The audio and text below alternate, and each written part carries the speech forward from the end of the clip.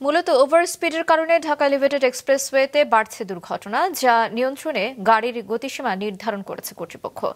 আজ থেকে শুরু হয়েছে অভিযান। মাহমুদুল হাসানের রিপোর্ট। গেল বছর জানুয়ারিতে প্রকাশিত বুয়েটের অ্যাক্সিডেন্ট রিসার্চ ইনস্টিটিউটের গবেষণা অনুযায়ী ঢাকার সড়কে যানবাহনের গতি গড়ে ঘন্টায় ৫ কিলোমিটারেরও কম। অথচ এলিভেটেড এক্সপ্রেসওয়েতে উঠলেই গাড়ির গতি বাড়িয়ে দেন চালকরা।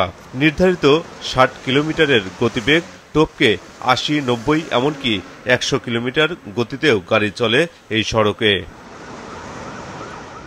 যানবাহনের গতির নিয়ন্ত্রণে এক্সপ্রেসওয়েতে স্পিড ক্যামেরা বসানো হলেও সেগুলো রয়েছে পরীক্ষামূলক পর্যায়ে।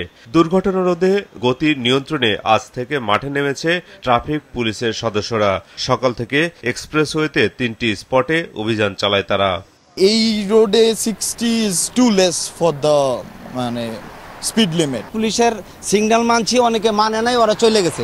আমি ব্রেক দিছি, আমার মামলা দিয়ে দিছি। ওভার স্পিড স্যার ডালে তো পাই নাই, উঠে গেছে। কোটি মানুষের আস্থার ভালোবাসায় 11 বারের মতো দেশের 1 নম্বর রেফ্রিজারেটর ব্র্যান্ড ওয়ালটন।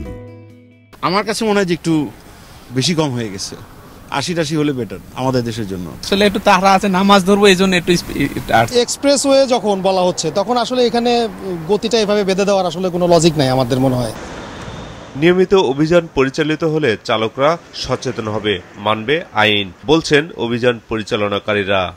এখানে 60-80 আছে, কিন্তু অনেকেই আর কি ওভার স্পিড করতেছে। এমনকি আমরা 96, 99, 100 এরকম পেয়েছি।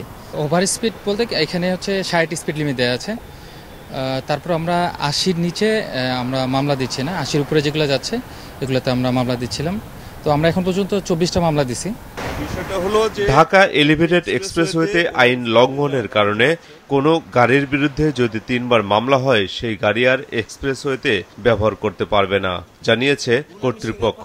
সবার লোকে তার মাহমুদুল হাসান, মাছরাঙা সংবাদ, ঢাকা।